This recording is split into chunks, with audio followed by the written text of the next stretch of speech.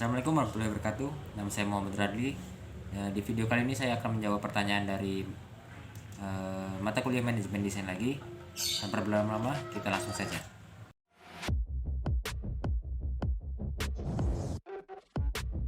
Di soal pertama, ada seorang investor yang mempercayai saya untuk membangun sebuah bisnis sesuai dengan bidang keahlian seperti animasi, ilustrasi, komik, dan fotografi. Dan Anda diberikan modal sampai 10 juta. Anda dibekali dengan satu tenaga ahli, dua tenaga tidak terampil lulusan SMK yang siap bekerja untuk tidak dibayar dalam 1 bulan. Dan yang ketiga, saya diberikan ruangan yang berukuran 5 kali 10 meter.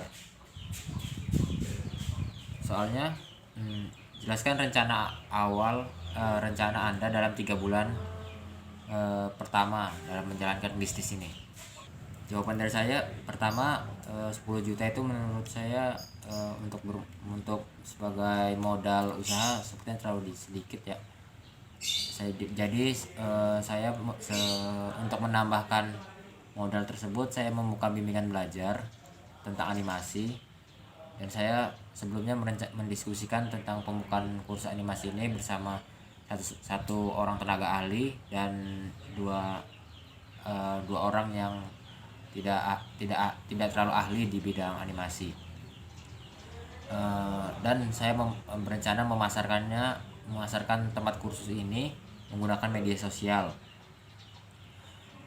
Karena di saat pandemi seperti ini, saya akan mempromosikannya melalui webinar yang membahas tentang animasi, dan sekaligus di situ juga mempromosikan tempat kursus ini.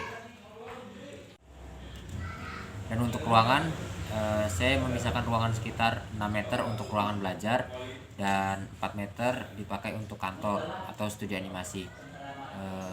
Uang dari bimbel ini akan dipakai untuk keperluan studio animasi seperti pembelian alat-alat dan lain-lain. Sedangkan 10 juta sebelumnya, mungkin 3 juta akan dipakai untuk membayar gaji tenaga ahli ini, dan sedangkan untuk tenaga ahli yang lulusan SMK untuk sebulan pertama tidak perlu dibayar. Lalu saya juga merencanakan kapan jam bimbel ini akan dilakukan dan berapa bayaran bimbel yang diperlukan. Di bulan pertama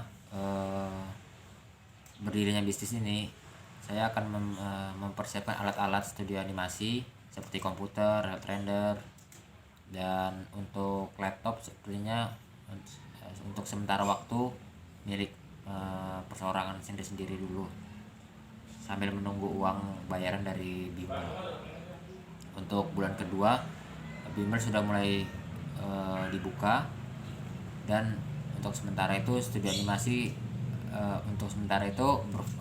berfokus dulu kepada bimbel ini, dan baru di bulan ketiga mungkin bimbel sudah selesai dan mulai berfokus ke studio animasi. Lalu cara apa yang Anda gunakan untuk memaksimalkan sumber daya manusia, ruangan, dan modal yang sudah disediakan? Untuk SDM-nya sendiri, saya akan memberikan pengarahan, masukan, dan mendengarkan keluhan mereka. Untuk modal, saya akan menghitung anggaran terlebih dahulu dan mementingkan anggaran yang sebaiknya didahulukan dan yang sebaiknya bisa ditunda. Lalu untuk ruangan, saya akan memisahkan tempat untuk bimbel ini dan tempat untuk ruangan studio animasi. Lalu lanjut ke nomor 2, cara apa yang Anda tempuh agar memiliki sumber daya manusia yang berguna dan memiliki keterampilan sehingga dapat mendukung bisnis Anda? Jawaban dari saya adalah saya akan memberikan pengarahan dan juga bimbingan belajar tentang keterampilan yang mereka miliki, dan juga memberikan motivasi kepada mereka. Nomor 3, apa cara Anda agar dapat menemukan partner atau karyawan yang baik?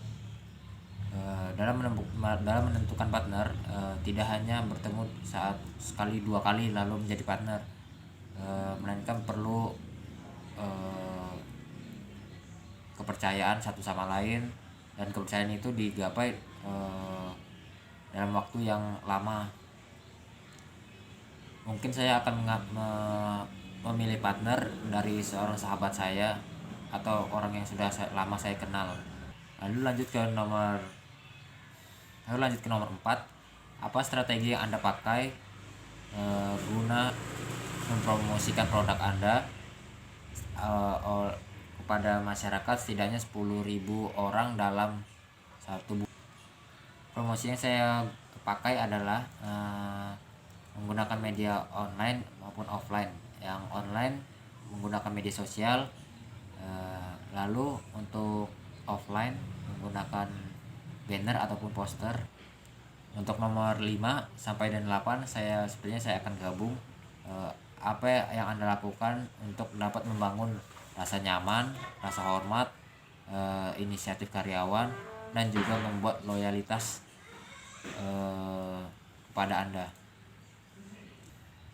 Cara menimbulkan rasa hormat, rasa nyaman, sikap inisiatif, dan membangun loyalitas adalah memberikan mereka jaminan kerja seperti kenaikan pangkat ataupun lainnya, dan juga seperti jaminan kesehatan seperti BPJS. Lalu saling ngobrol satu sama lain, mencoba untuk mengerti satu sama lain apa yang mereka butuhkan, lalu membangun kepercayaan satu sama lain. Lalu lanjut ke nomor 9, apa yang Anda lakukan ketika karyawan Anda melakukan kesalahan sedangkan karyawan ini memiliki rekam jejak yang baik?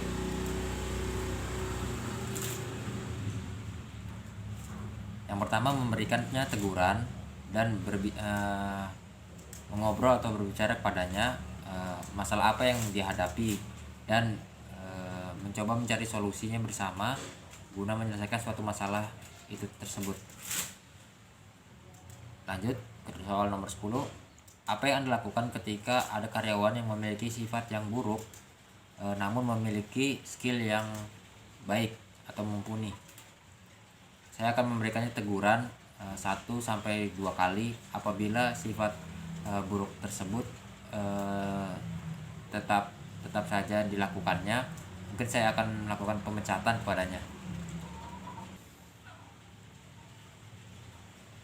Lanjut nomor terakhir, apakah menurut kamu gonta-ganti karyawan itu termasuk baik?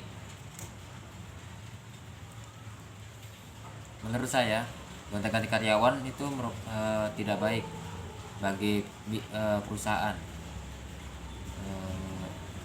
Kita menemukan karyawan yang baik dan menemukan partner itu bisa dilihat dari lama karyawan itu pun bekerja dan proyek-proyek apa yang mereka sudah buat saat ada di perusahaan tersebut. Menurut saya sih untuk gonta-ganti karyawan itu tidak baik.